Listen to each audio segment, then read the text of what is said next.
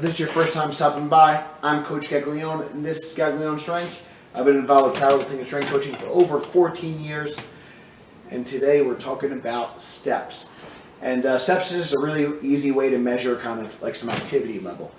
One of the things that I found to be super beneficial for me was just moving on a regular basis, getting some sort of movement every single day.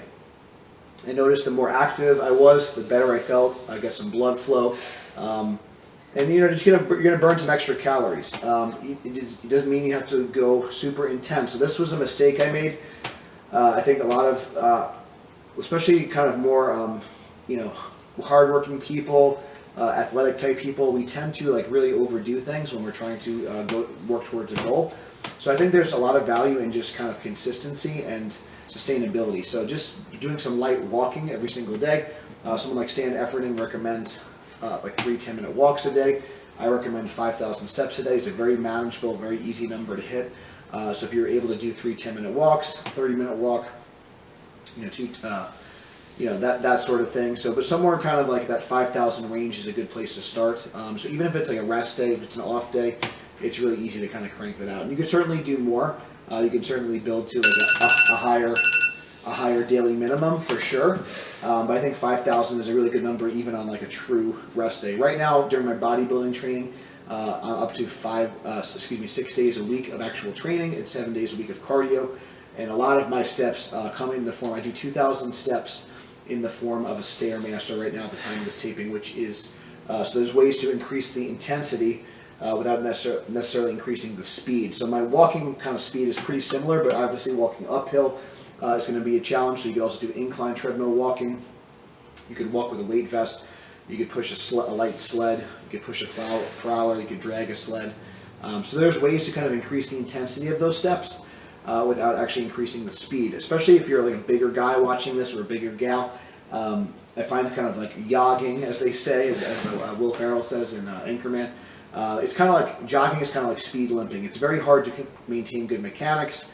I find a lot of jogging is kind of beats you up. And if there's any kind of activity that's going to kind of like be muscle wasting, I think kind of like that medium intensity kind of sloppy jogging technique. Now, there's certainly a good way to do if you're going to do some tempo runs. If you're maybe you were a former track athlete and you want to incorporate some tempo runs and some sprinting at moderate intensities, I think that there's a way to do it. But for the average person, I think just walking is the way to go.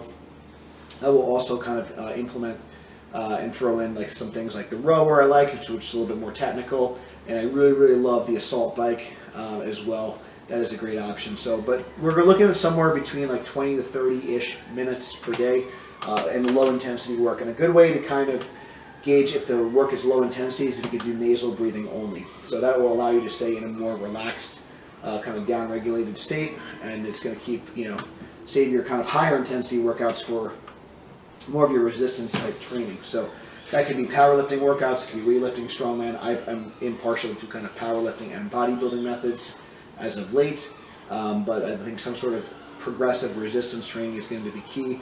And the tool is not as important. It could be a barbell, it could be a kettlebell, it could be a combination, it could be bands, body weight, etc.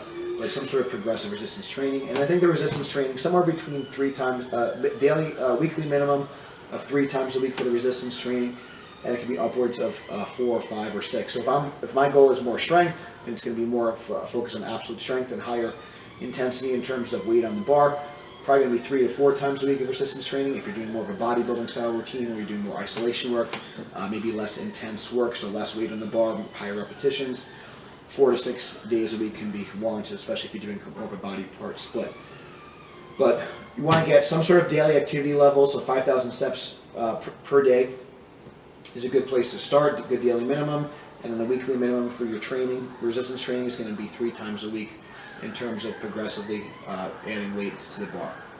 Some things that can be really helpful in terms of your energy levels and things like that are I like to utilize supplements from First Form, whether it be in terms of the protein powder, utilizing L-carnitine as well for fat burning before my cardio sessions, as well as some sort of pre-workout.